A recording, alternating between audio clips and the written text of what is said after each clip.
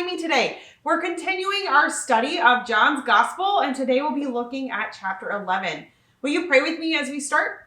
John 11 today.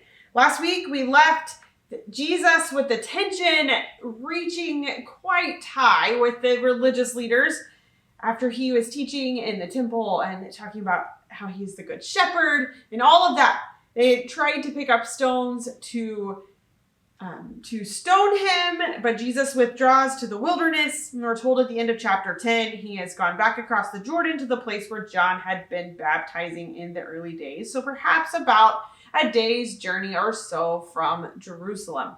And then chapter 11 is going to pick up here. And this is a pivotal moment in John's gospel. And this is a story that is familiar to many of us. And it is the story of Lazarus and how he dies and Jesus brings him back to life. This is the last of the 7 signs that John is emphasizing here. So remember, signs is the way that John refers to miracles that Jesus does, and he highlights several of them, 7 of them specifically. And this one is a bit unique.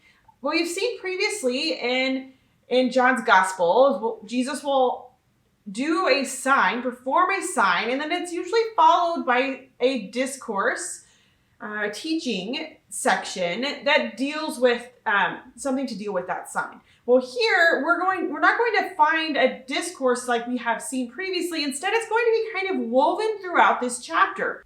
So all of chapter 11 is one narrative with a discourse woven in. And some of the things I want you to look for as we talk through this, look for double meanings. So things that Jesus says that have 2 meanings. So for example, if we were to go ahead and look ahead, an example of this is in verse 12, where Jesus is talking about, in verse 11, he tells them, his disciples, that Lazarus has fallen asleep, but he means that he has died. So there's some different double meanings, and they usually lead to misunderstandings. So we'll see that here in this chapter. Also look at the names for Jesus, or how he is referred to by others, and as how he refers to himself in this chapter. We'll kind of hit that towards the end of our conversation today. So look for those things and continue to look for how this passage adds to John's portrait of Jesus. So let's go ahead and dive right in. We're only gonna read parts of this, and mostly we're gonna summarize. So a lot of this is narrative, lots of story. So we're gonna summarize it. So this first section of chapter 11, so starting in verse 1 and going down through verse 16. Jesus is still in the wilderness where he has been, and we are told that he receives a message that Lazarus was sick. Now, we don't have another introduction to Mary and Martha and Lazarus in John's gospel. This is the introduction to them.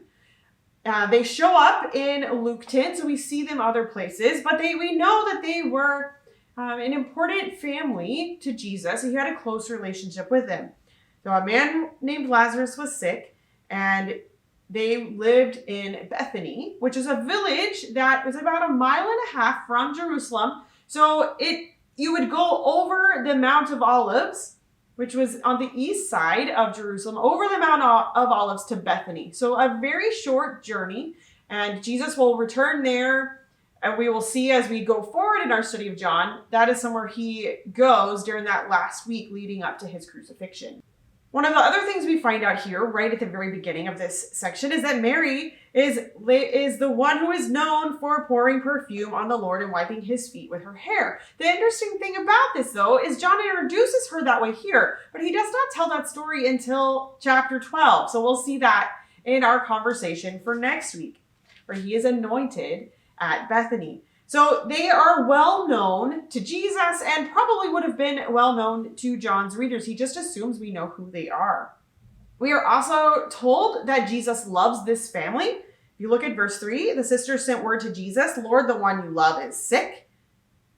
So these are people who are very important. We also see that love if you look at verse 5, Jesus loved Martha and her sister and Lazarus. And then if we look over all the way down to verse 36, the Jews respond to Jesus' emotion by saying, see, he loved them. He loved him. And so we see that they were important to Jesus. So the sisters send word to Jesus while he's out in the wilderness, somehow they knew where he was, or they knew how to find him. And they send word that their brother is very sick to the point of death. And Jesus responds to this letter by staying where he is for 2 more days instead of rushing off to Bethany. And we can be reminded here that Jesus acts on his own time. We've seen him do that often throughout this gospel. If we remember back to the wedding at Cana, his mom comes to tell him, hey, I need you to do this, but he still doesn't do it on her timetable or according to what she wants. He does it according to what he wants, what God wants. And so Jesus always operates on his own timetable. And we see him doing that here. He knows ultimately what is going to come out of this. And so he also knows how long to stay where he is before he moves on. The other element here that is going on is we remember at the end of chapter 10, Jesus is withdrawing to the wilderness because people are out to get him. They tried to stone him. We've seen that happen a couple times throughout this gospel, but they tried to seize him. They are not happy with him. His opponents are not wanting him to be able to continue doing this. So to go back to Bethany, only 1.5 miles from Jerusalem, is a risk.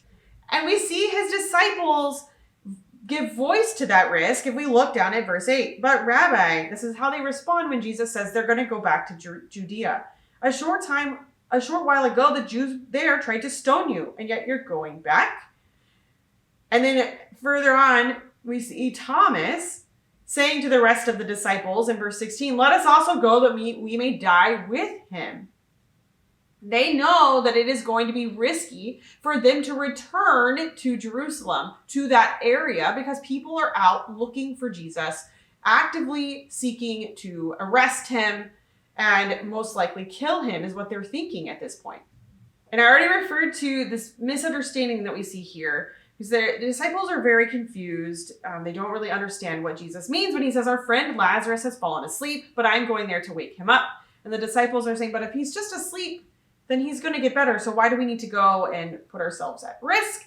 But they misunderstand, because when Jesus is talking about sleep, he's meaning death. And so then he has to tell them plainly, for your sake, I'm glad Lazarus is dead. And for your sake, I'm glad I was not there, so that you may believe. But let us go to him. So Jesus is able to respond with such a calmness and a clarity, because he knows ultimately death is not going to win.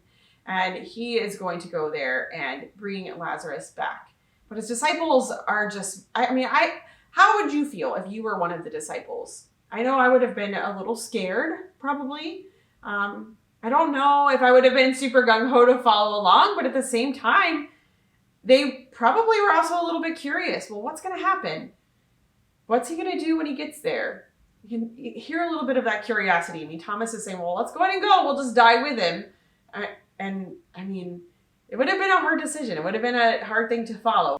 Let me get to our next section of chapter 11, starting in verse 17 and going down through about verse 37. And this is where Jesus arrives, and he's going to have a conversation with both Martha and Mary. So we are told in verse 17 that Jesus found that Lazarus had already been in the tomb for 4 days. So he had already died and had already been dead for 4 days. And this is an important, interesting detail. In my reading and studying this week, I discovered some very interesting things about both Jewish burial customs and some of the beliefs that Jews at this time held about death. So one of the things is that this 4 days is an important detail. One of the reasons why this is such an important detail and not just a random one is that we have rabbinic evidence, so evidence from Jewish rabbis about a commonly held Jewish belief that at death, the soul of the dead person would hover around the body and try to re-enter it for 3 days. And the idea was that it would be trying to enter the body to come back and live again. But on day 4, it was said that decomposition would have set in, and then the soul would move on because it was not going to be able to re-enter the body. It would just depart and go ahead and move on. And so it's very interesting because we have this 4-day thing mentioned here. And so we have an emphasis here on the fact that no, Lazarus had not fallen asleep or was not in a coma or something like that where Jesus just resuscitates him. No, he is really dead. This also matches up with the Jewish burial customs at the time. So Lazarus would have been buried in a rock-cut tomb, and archaeologists have found many of these in the hills around Judea. So a rock-cut tomb that would have had slabs along the wall where they would lay out a body to prepare it, and then they would have had these burial tunnels, and they would then place the body after it had been prepared into those tunnels. So this would have been on day 4, they would have placed it into the tunnel. And then the body would be left there for a year or so to decompose, and then they would come back and they would collect the person's bones and they would put them in a box called an ossuary, and that box would stay in there. And that way they would reuse these tombs, and more like a family or a clan would use the same tomb, and they would have these boxes with the bones in them. That's very common Jewish burial customs at the time. The other thing to note about Jewish burial customs is there was a period of mourning that would last for 7 days, a formal period of mourning that would last for 7 days. The first 3 days would be this period of very intense mourning. The idea was thinking that the soul of the deceased person was around to witness the grief and the lament surrounding their death. And another important point, and we see that here as we get into this passage, is that time of mourning was not a private thing with a family. It was very public. The community would be involved. And the more well-known a person was in their community, the more people would come and gather around that family. So you would have very loud wailing, and you would have people coming to be with the family, and there was an emphasis on loud wailing and maybe beating of their chests, and someone would hire, what I read was flute players to play music. And so it was much more of a communal affair than what we experience, and a much more, maybe a louder thing than what we experience in most of our funerals that we have today. So by the point that Jesus is arriving here in Bethany, Lazarus has been dead for 4 days, which means he has already moved beyond the preparation, the 3 days of preparation where he would have been wrapped in linen and had spices in there. And then he was placed in one of these burial type tunnels, and that's where he would have been. And then the stone, a rolling stone, would have been put in front of the entrance to the tomb. And these tombs were meant to be opened and closed because that is how people would reuse them, and they'd come back in and take care of the body. So Lazarus is already in the tomb, and Mary and Martha and any of the rest of their family would have been surrounded by lots of mourners who had probably come from Jerusalem and the surrounding areas to be with them during their time of mourning. So there would have been lots of commotion and lots of people surrounding the sisters whenever Jesus arrives. So as Jesus is coming into Bethany, Martha hears of his arrival and she goes out to meet Jesus. And let's look at their conversation. "Lord," Martha said to Jesus, "if you had been there, my brother would not have died. But I know that even now, God will give you whatever you ask." So we see Martha expressing this faith, continuing to have faith in Jesus, even though he wasn't there present with them when her brother died. And Jesus responds, "Your brother will rise again." And Martha answered, "I know he will rise again in the resurrection at the last day." But then let's look at what Jesus says in response to that. "I am the resurrection and the life. The one who believes in me will live even though they die, and whoever lives by believing in me will never die. Do you believe this?" And Martha responds, "Yes, Lord, I believe that you are the Messiah, the Son of God, who has come into the world." So this I am statement, I am the resurrection and the life. And it's coming on the heels of a misunderstanding, another misunderstanding. When Jesus says your brother will rise again, and Martha misunderstands and thinks that he's just talking about at the end, on the last day, in the future, the long distant future. And Jesus corrects that by saying, "I am the resurrection and the life." Not that he provides resurrection and life, that he is the resurrection and life. And I really love this picture because one of the commentators, actually a couple of the ones I was reading this week, pointed it out this way. That living life in association with Jesus and believing in him is to enjoy the confidence and power over death that is known by him. And Jesus intensifies it here when he says, one who believes in me will live even though they die, and whoever lives by believing me will never die. And there's this intensive where he's saying absolutely never die, if we were to take it pretty literally here. So eternal life and rescue from this finality of death is not a gift. It is an aspect of living life in association with Jesus. It's not just something that is bestowed. It's something that it's just part of following him, part of believing in him. It's not just something that he gives us. He is the resurrection and life. That's who he is. He brings that. And Martha responds with a confession of faith. And did she understand fully what it was she was saying or the extent of what she was saying? Probably not. But she was expressing that I believe that you are the Messiah. She refers to him as Lord. She refers to him as Messiah. And she says, the Son of God who has come into this world. She also calls him the Son of God. And then next we see Jesus interact with Mary. So Martha returns and she tells Mary, hey, Jesus is here. And Mary also goes out to meet Jesus. And she falls at his feet in grief and says almost something very similar to what Martha says. Lord, if you had been here, my brother would not have died.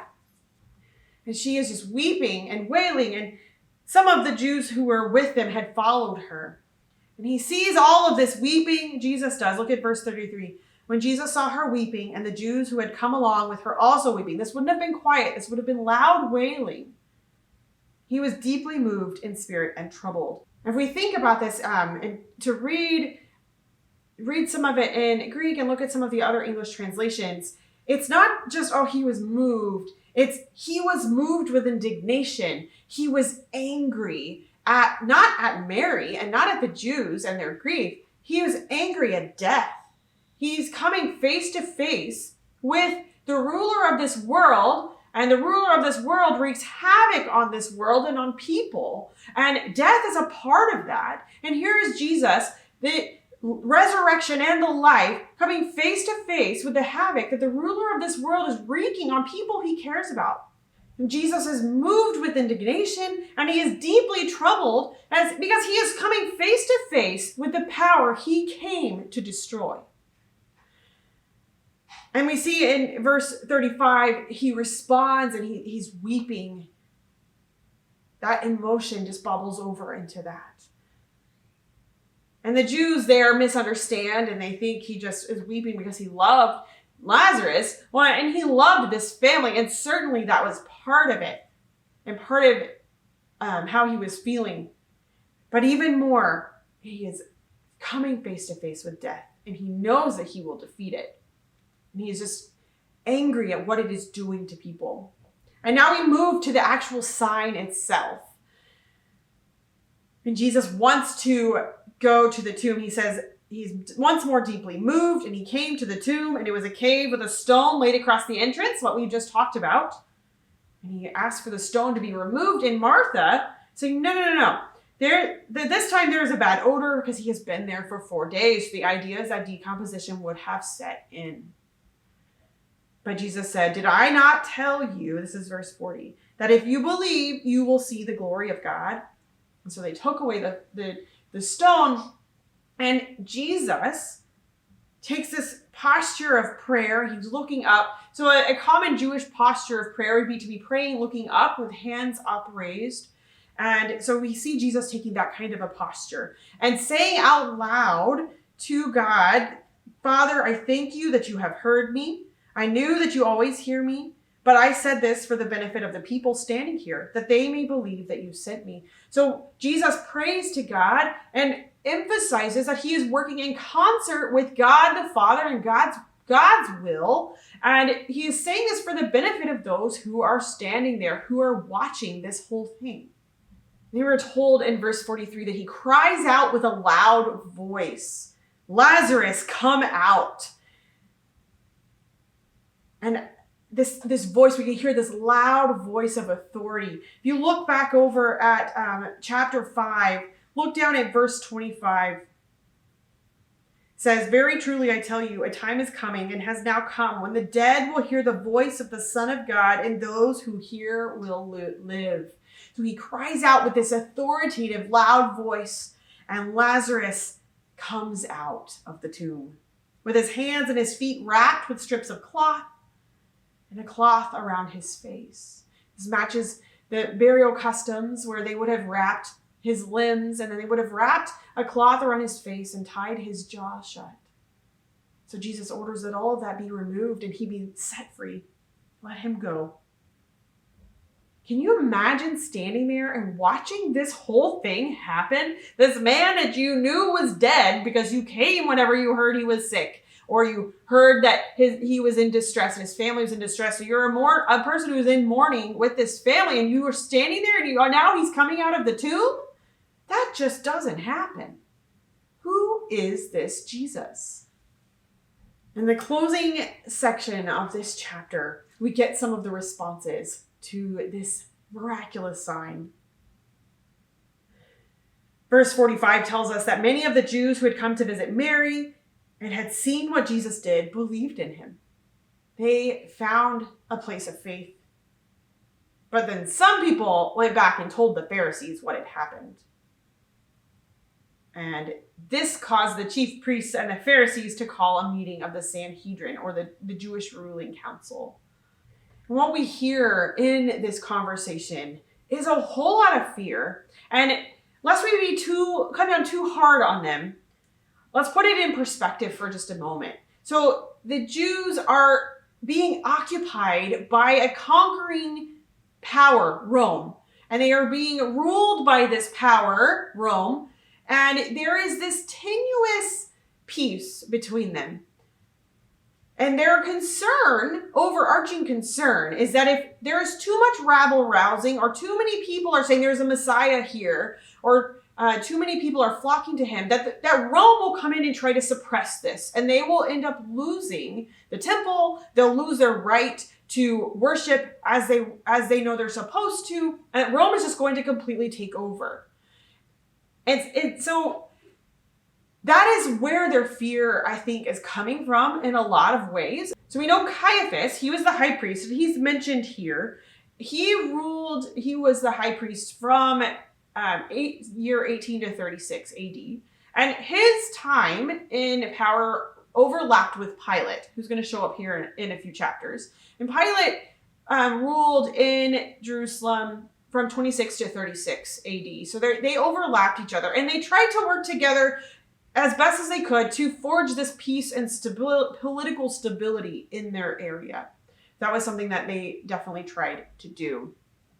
And so there are definitely political fears at work here, in addition to probably some other ones. So they're saying, if we look at verse 48, it says, if we let him go on like this, everyone will believe in him, and then the Romans will come and take away both our temple and our nation. So they're giving voice to that. And so this is what Caiaphas says in response. He is the high priest, and it says, "You know nothing at all. You do not realize that it is better for you that one man die for the people than that the whole nation perish." And so here we have Caiaphas, the high priest, unwittingly, unknowingly being right in a way that he can't possibly perceive or understand. And John points that out in the verses that follow. So he did not say this on his own, but as high priest that year, he prophesied that Jesus would die for the Jewish nation, and not only for that nation, but also for the scattered children of God, to bring them together and make them one. They were told that from that point on, they are actively seeking to try to arrest Jesus and take his life. One of the commentators that I was reading this week, Lesslie, Newbigin, said that Caiaphas was an unknowing instrument of God's purpose. And further, he goes on to say that the murderous intention of man is made to serve the redeeming love of God. So here they are making their plans to take Jesus out. But God's plan is to redeem the world. The redeeming love of God. They can't trump it. They can't make it go away just by their plot. And so John closes this chapter by telling us that Jesus is no longer able to move about publicly in Judea and in that region. So he withdraws to the wilderness, to a village called Ephraim, where he stayed with his disciples. And this would have been about 12 miles north of Jerusalem, near Bethel. And so he would have been safe from the Sanhedrin. It would have taken probably at least a day to get there. But then the chapter closes with a foreshadowing of the coming Passover. It definitely ends on an ominous note. People are starting to arrive in Jerusalem to celebrate the Passover, and they're looking for Jesus. But the chief priests and the Pharisees had given orders that anyone who found out where Jesus was should report it so that they might arrest him.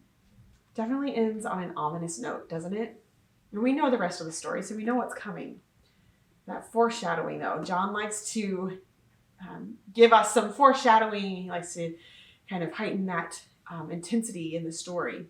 So we see in this chapter, Jesus is Lord even over death. Jesus is the resurrection and the life. He is Lord over all that the ruler of this world tries to wreak havoc with.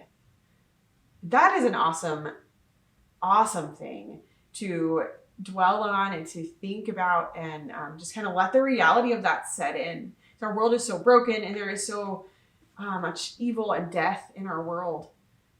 But Jesus is the resurrection and life. He is that. He doesn't give that. He is that. What a promise. Thank you so much for joining me this week. We'll be back next week, and we'll be looking at chapter 12. See you then. Bye.